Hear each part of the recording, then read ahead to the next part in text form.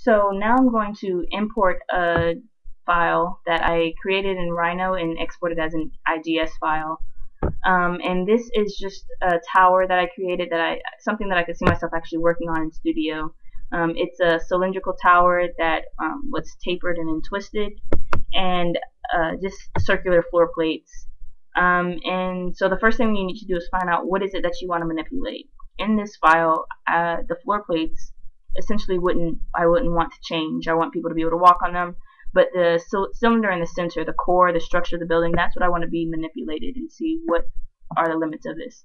So you right click it and you go to design space, and it turns maroon, showing that it's a design space it's going to be manipulated.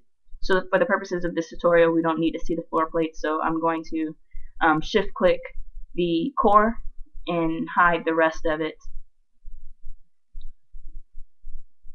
Go up there to hide all, and then escape to exit the command.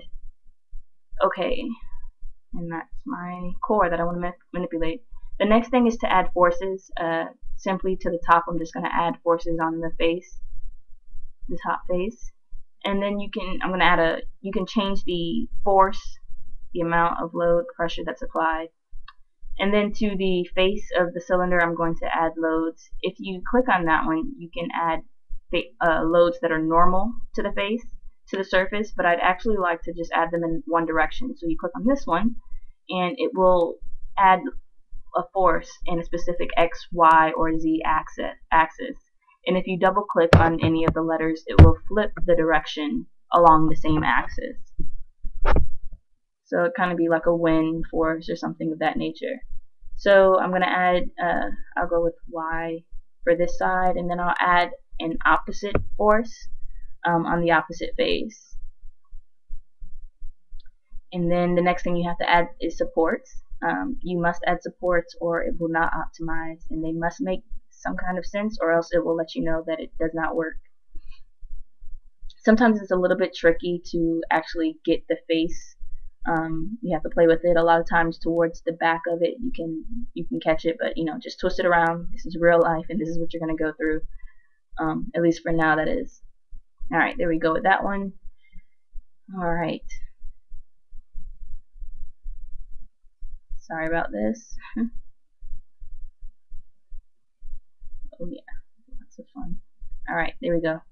So that's the support loads. So the next thing we need to do is optimize it. And there's a number of things you could do. You could add torque as well, but for this is fine.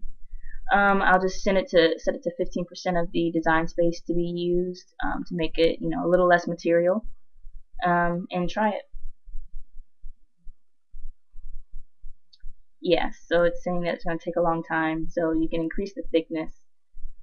Basically increases the thickness of how much is being used, and it will always show you if things do not work out or if it's something that is potentially going to be bad, and listen to those dialog boxes, and yeah, you learn. You live and you learn.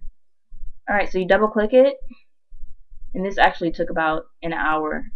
My computer's slow though, so maybe that's it, but yeah, it takes some time. But here's the form that it has come up with, which I thought was pretty cool, pretty interesting given the original mass. So yeah, it made a big difference. So if you click it, you can again use the slider to add more material or take them away. And again, the star in the center is what it deems to be the ideal form. And I'm going to go ahead and show those floor plates just to see it in context. And you can see that came up with something pretty cool, a pretty good place to start as far as concepts, and something that's actually structurally sound.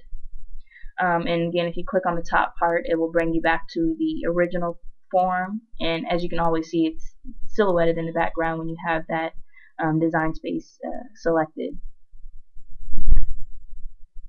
And again, you can export it as an STL file if you want to bring it into another program, or you can just sketch over it. It's pretty much up to you, or try out Solid Thinking's Evolve program and see if that's something that you'd like to use, kind of like T-Spline and Rhino. But yeah, alright, there you go. Thanks.